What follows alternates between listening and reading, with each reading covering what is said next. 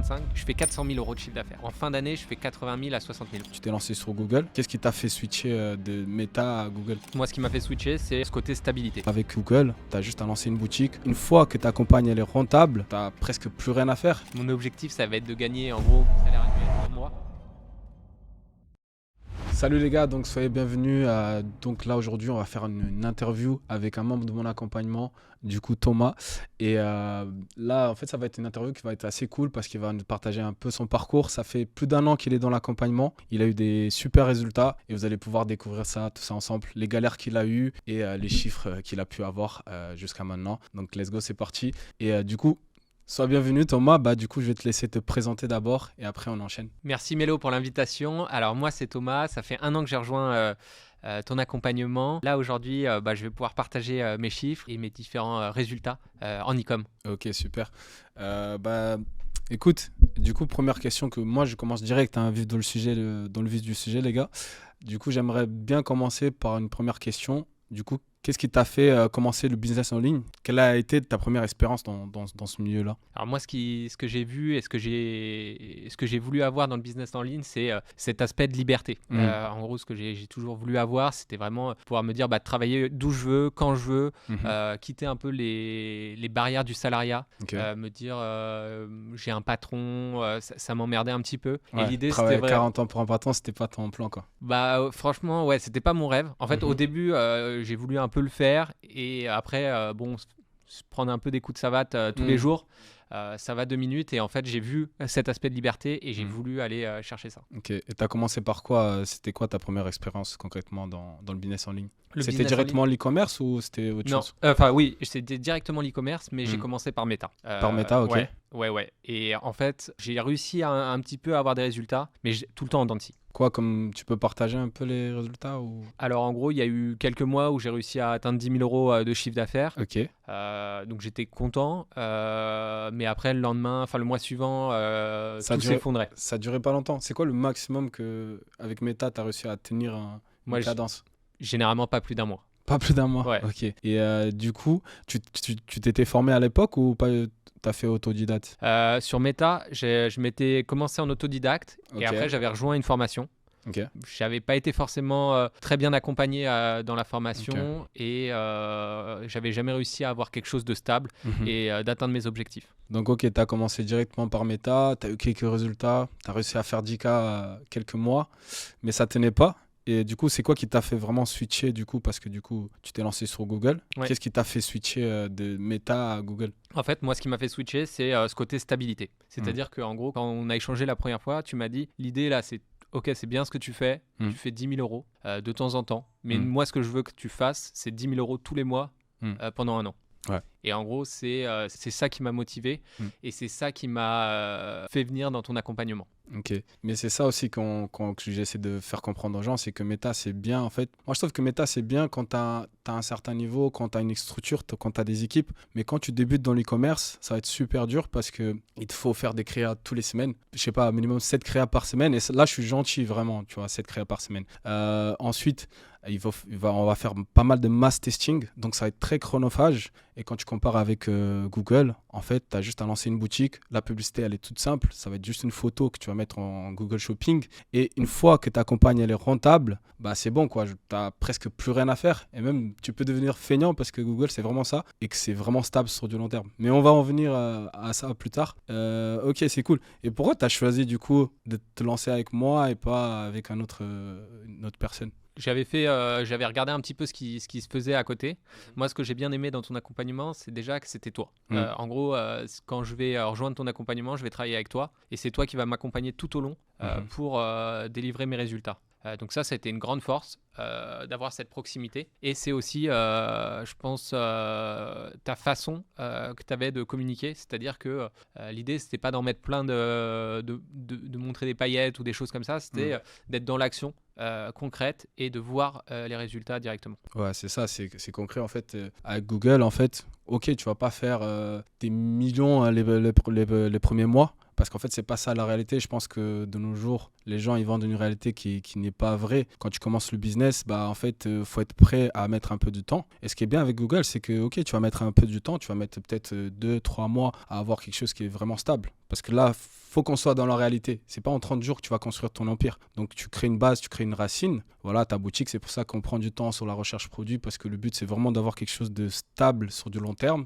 Mais, ok, tu vas charbonner 2-3 mois et derrière, pendant 1 an, 2 ans, 4 ans, 5 ans, tu as toujours ton business qui tourne en permanence et tu as travaillé 3 mois vraiment intensément pour avoir ce business qui tourne. Et après, peut-être même toute ta vie, tu peux même revendre ta boutique. C'est ça aussi qui est cool avec Google. Et toi aussi, tu vas nous en parler parce que toi, du coup, maintenant, tu as une boutique qui tourne de façon stable sur du long terme. Ça fait plus d'1 an. Du coup, on aimerait bien savoir, avoir un peu les chiffres, les résultats que tu as eus. Alors, au niveau des résultats, donc moi, en fait, ça s'est vraiment déroulé un peu comme tu me l'avais dit. C'est-à-dire qu'en gros, au début, ça commence un peu lentement. Il faut construire un peu ses bases et derrière, ça a progressé et au fur et à mesure de l'année, j'ai vu mon chiffre d'affaires qui a évolué. Nous, on veut les chiffres. Ouais, non, mais moi, je veux pas tout donner, moi. faut les mériter. Okay. Et en gros, donc le premier mois, donc après 30 jours après le début de l'accompagnement, j'ai commencé à chiffrer à 5 000 euros par mois. Et en fait, chaque mois, mon chiffre d'affaires il a évolué. Et pour te dire, sur 2025, donc là j'ai regardé juste avant d'enregistrer, je fais 400 000 euros de chiffre d'affaires. Et déjà, félicitations. Félicitations pour ces résultats.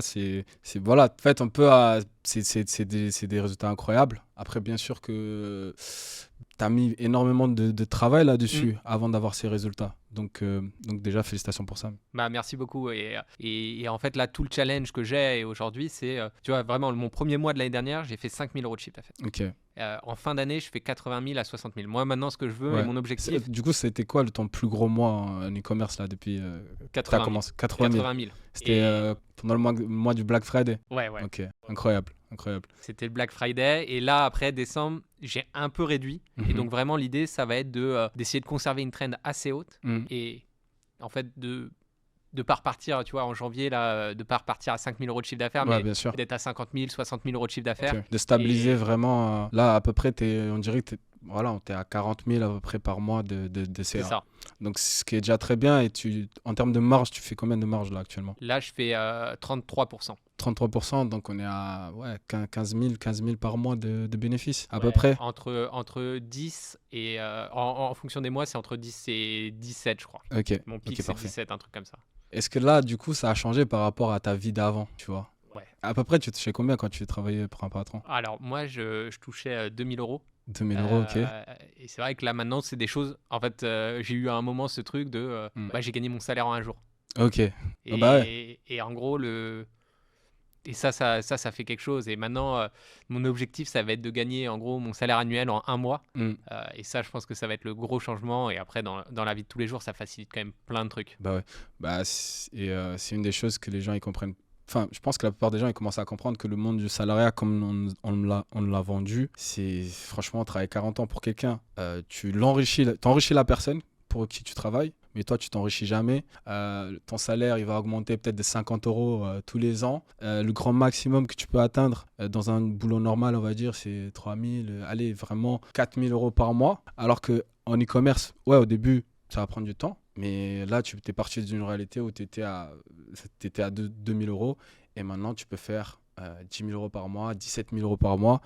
Et tout dépend de l'énergie dans laquelle tu vas mettre. Donc, tu sais que là, demain, tu peux aller chercher les 100K par mois et aller faire presque 30 000 euros de bénéfices, tu vois. Ouais. Ça, c'est incroyable. Ouais, ça, ce serait vraiment mon goal ultime.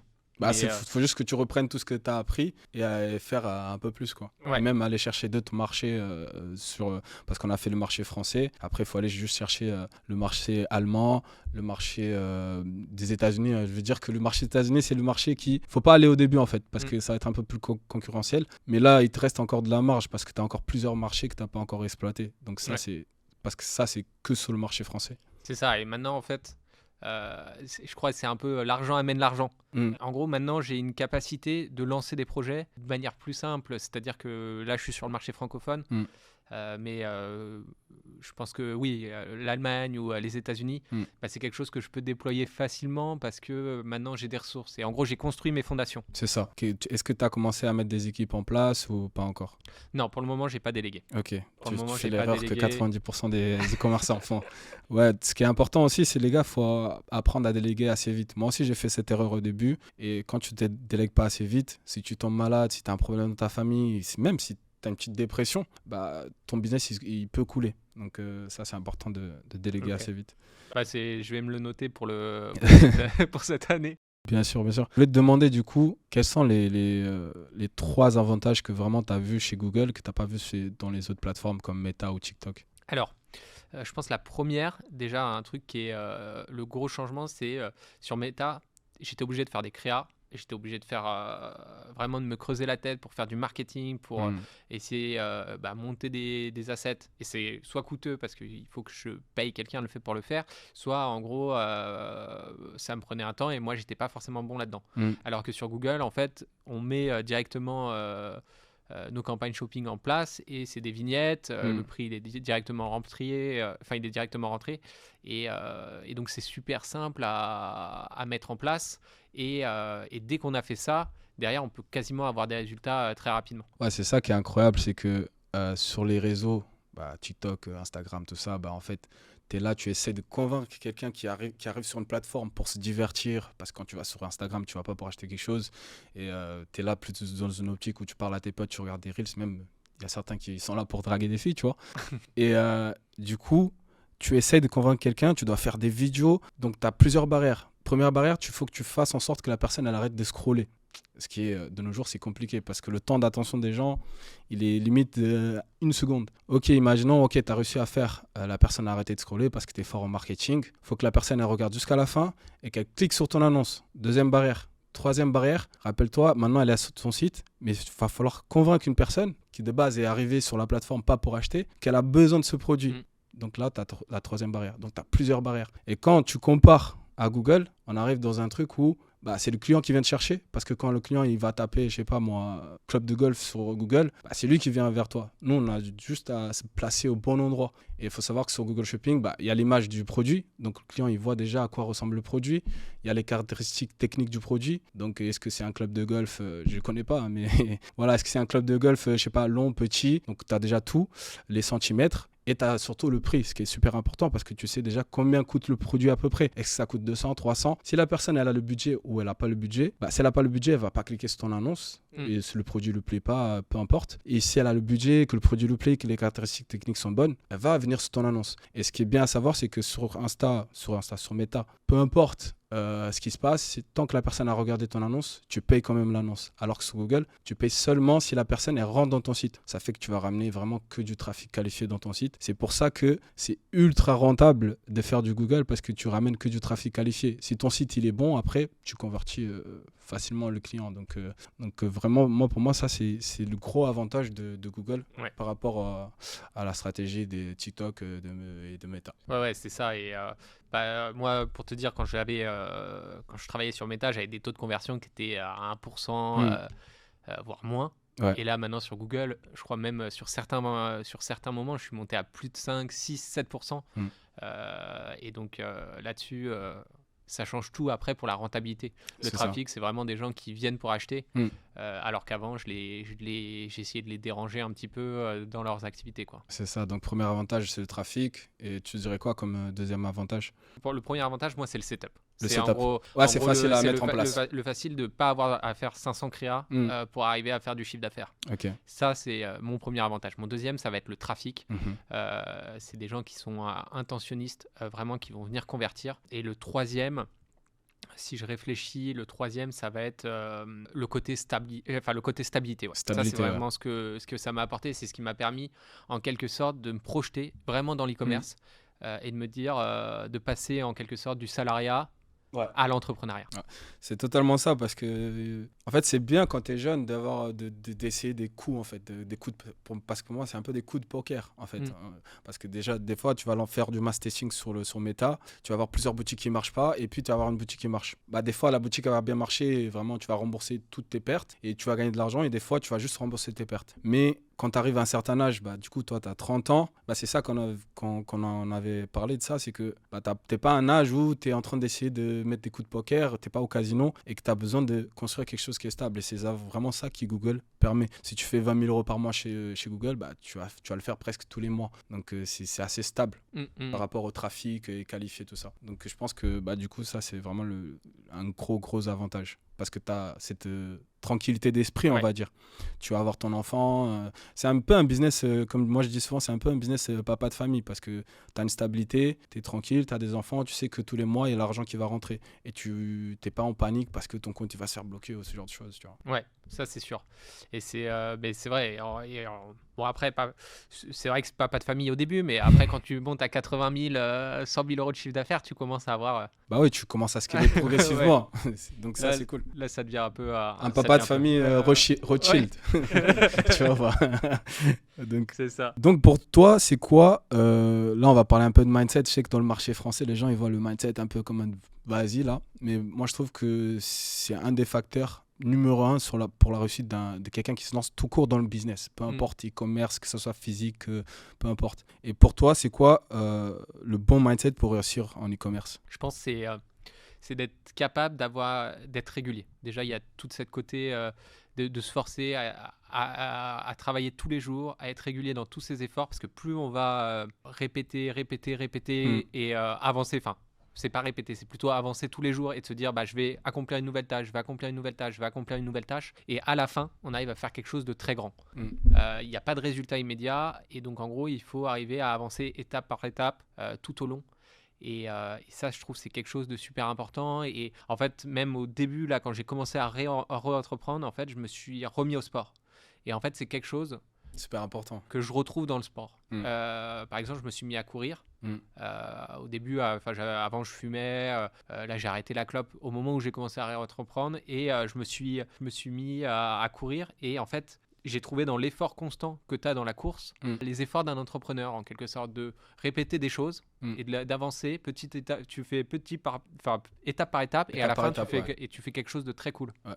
Bah, c'est incroyable parce que l'entrepreneuriat, ça te permet aussi de fixer, de réparer, on va dire, d'autres aspects de ta vie, tu vois, par exemple, parce que faire du sport, ça reste quand même hyper important. Pour moi, déjà, pour réussir dans le monde de l'entrepreneuriat, il faut que tu deviennes une autre personne de ce que toi, tu étais anciennement. Parce que je pense qu'aujourd'hui, le toi, Thomas d'aujourd'hui, n'est pas le Thomas qui gagnait 2 000 euros par mois avant. Donc, en fait, il faut vraiment que tu sois prêt à être une autre personne. Et donc, ça, c'est exactement ce que tu as fait. Et pour moi, le mindset, c'est hyper important. Et surtout, faire du sport, avoir une bonne routine. Bien sûr que là, sur les réseaux, maintenant, on met des morning routines, ça dure je sais pas combien de temps. mais je pense qu'en fait, le truc, c'est juste trouver le truc qui va vraiment... Parce que tout le monde est différent. Je pense que toi, le matin, tu as ta morning routine. Moi, je vais avoir la mienne. Et c'est juste trouver le bon truc pour toi. Mais le mindset, c'est super important. Je me suis un peu divagué. Mais voilà. Je te rejoins totalement sur le côté, en fait, devenir une nouvelle personne, parce que tu vois, même, en fait, le temps que tu consacres à d'autres personnes, ou comment tu vois tes week-ends, moi, j'accorde de plus en plus de temps à mon temps, c'est-à-dire aussi à mon temps. Au temps que tu donnes aux gens ou... Exact. En fait, je considère que maintenant, mon temps, il est précieux, et comment je vais l'allouer. Parce que tu vois, au lieu de perdre du temps à procrastiner sur quelque chose, je vais pouvoir peut-être sortir ou faire autre chose, voir mes amis.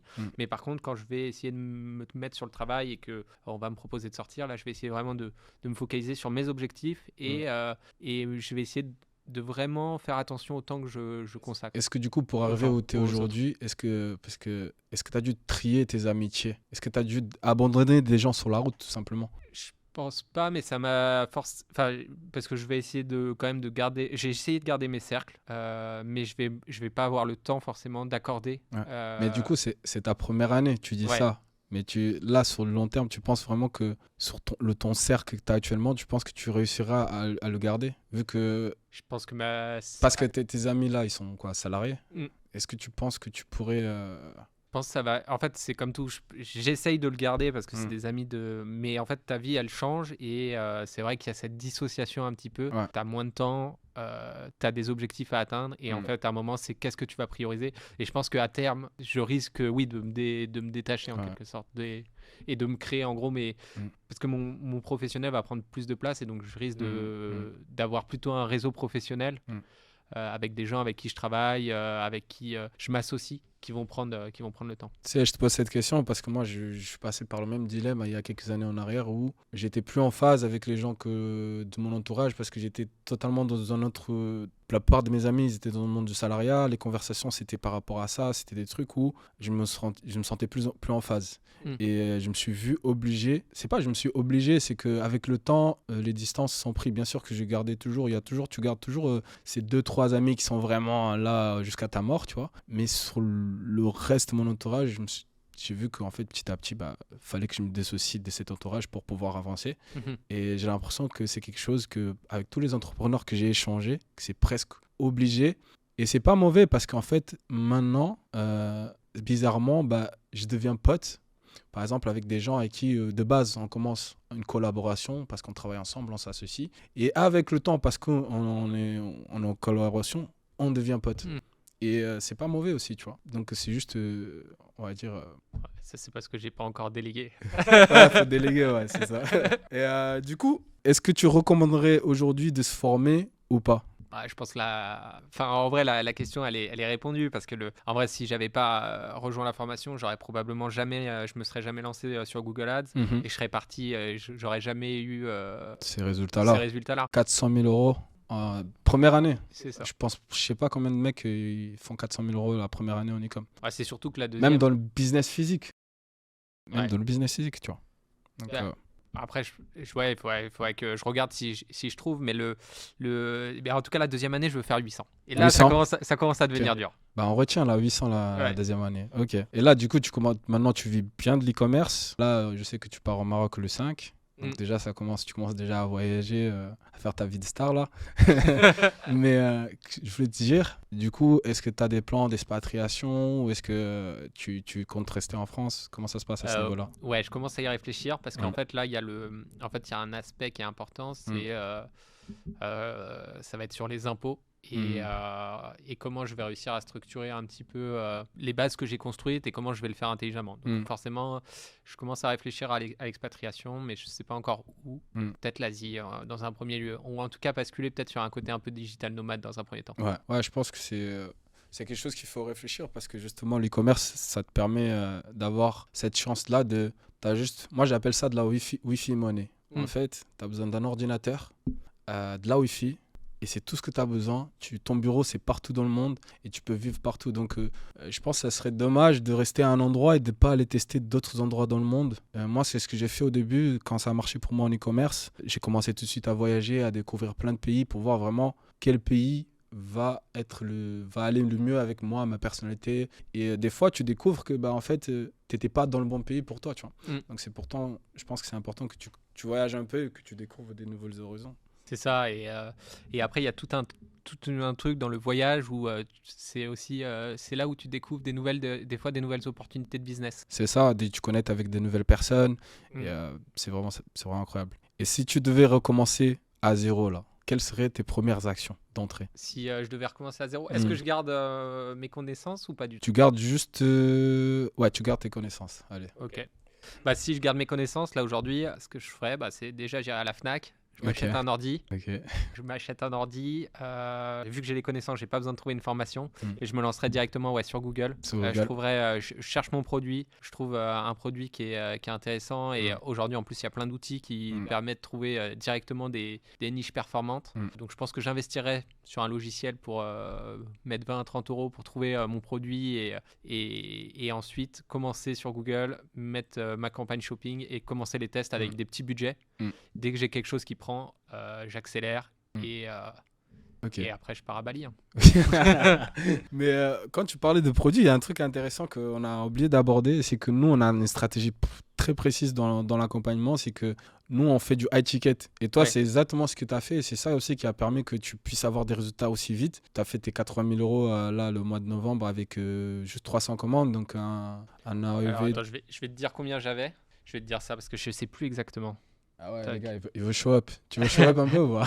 Ouais. Alors, attends, je vais te dire. Ah si, ouais, 300. Bah, tu t'en souviens bien. Hein. Putain, tu t'en souviens mieux que moi. Est-ce qu'on peut me show up à la caméra ou pas? Ouais, je pense.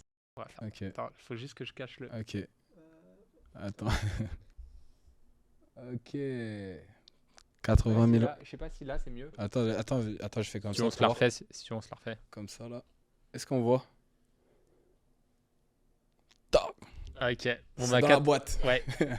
Bref, franchement, ouais, donc 250 euros à peu près par commande. Donc c'est vraiment ça qui est cool, tu vois, le fait de faire du high ticket, ça change tout. Qu'est-ce que toi t'en penses du high ticket et du low ticket, la différence entre les deux? Le high ticket, pour moi, ça me permet en fait, ça m'a permis d'avoir de la marge. Mm. Le low ticket, le problème, c'est que après, on grappille un petit peu partout pour essayer de se faire un peu d'argent. Mm. Le problème, c'est que tu vois, si je vends, au début, moi, je vendais des produits à 30 euros sur Mm. Meta, Mm. bah, tu as 10 euros de produits. 10 euros d'ads si tu te débrouilles bien et après tu as 10 euros de marge. Donc ça c'est le goal ultime, sauf que ça se passe jamais comme ça. Généralement tu fais 17 euros de pub, 10 euros de produit, il te reste 3 euros et après tu as l'URSSAF qui te Prends met le une reste. petite claque sur la tête et t'es en négatif quoi. Ouais. Et donc en gros c'est jamais jouable quoi. Donc le truc c'est que quand moi j'ai commencé à mettre des produits qui étaient plutôt aux alentours de 200, 300, 400 euros, bah derrière quand je faisais une vente, j'avais quasiment 100 euros de bénéfices quoi, directement. Ouais. Donc derrière, tu as beaucoup là, plus de marge le pour aller jeu, il tester change. de nouvelles choses, pour aller ajouter plus de publicité. Ça va beaucoup plus vite et tu es directement rentable. Et la grosse diff, je crois, c'est en fait, c'est sur Google, comme tu l'avais dit tout à l'heure, c'est tu payes quand une personne clique. Ouais, c'est ça. Et sur Meta, tu payes Ouais. tout le temps. Tout le temps.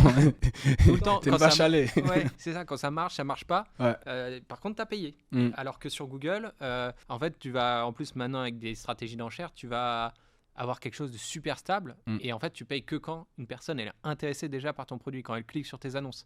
Alors que, ouais, sur Meta, tu fais une pub pourrie, bah, tu as payé la pub pour la faire et tu as payé la pub pour la diffuser. Donc au final, ça te coûte super cher. Bah ouais. Mais moi, c'est ce qu'on disait, hein, ouais, 30 euros, tu vas faire grand max. Si vraiment tu es très fort, 10 cas de bénéfices. Mais pour que ça soit rentable et pour que tu puisses en vivre, il faut que tu fasses 30 ventes par jour. Alors quand tu fais du high ticket, bah, tu vends un produit à 259 euros, tu te fournis chez ton fournisseur à 70 euros et tu le revends. Donc tu as un profit de presque 150 euros par vente. Tu vois, tu as besoin de faire 2, 3, 4 ventes dans la journée, tu as déjà fait plus de 1000 euros. C'est totalement... Ça n'a rien à voir, tu es directement profitable. Pour faire 10 000 euros par mois quand tu fais du high ticket, tu as juste besoin de vendre un produit à 300 euros. Un produit, juste tous les jours. Tu vois, la différence, elle est énorme. Et les gens, ils ont peur de vendre des produits chers parce qu'ils vont se dire, ouais, mais les gens, ils peuvent pas l'acheter, ils peuvent pas s'acheter. Mais les gars, il y a des produits qui coûtent cher de base. Tu vois, quand tu vas acheter un micro-ondes, tu sais que le micro-ondes, il va te coûter minimum 100 euros. Ça va pas te coûter 15 euros, quoi. Donc, il y a des produits qui coûtent cher. Tu vois, un club de golf, ça coûte 200, 150. Donc, voilà. Donc, dans tous les cas, les gens, ils vont venir acheter ces produits-là qui coûtent cher. Donc, vaut mieux que tu te places sur des produits que les gens ils vont acheter cher, que tu te places sur des produits qui ne coûtent pas cher. En plus, la clientèle, elle n'est pas pareille. Les gens qui ne payent pas cher, ils se plaignent tout le temps. Tu vois. Alors que les gens qui payent cher, bah déjà, tu as moins de services clients à gérer. Généralement, ils ne se plaignent pas. Et surtout que, vu que le produit coûte cher, bah, tu peux avoir des meilleures qualités de produits. Parce qu'il faut savoir qu'en Chine, quand tu vas te fournir, bah, plus le produit, il est, on va dire, des produits gadgets. Voilà.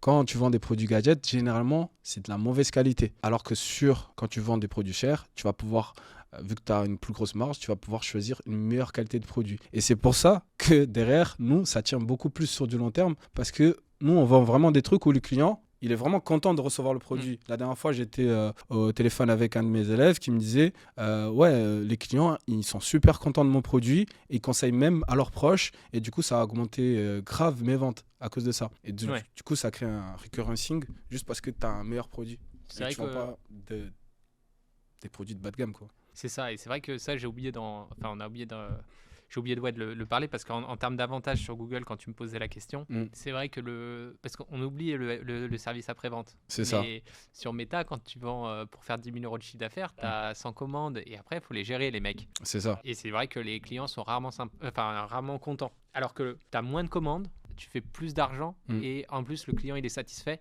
Donc en vrai, il y a quasiment que des avantages à pousser et je pense que ce sera mon 4e avantage si tu me reposes la question. Allez, on va terminer. Du coup, on voulait parler un peu plus de Google, rentrer dans les détails de la campagne, mais il nous reste très peu de temps là. Du coup, j'ai 2 questions. Tu recommandes Google à quel type de profil ?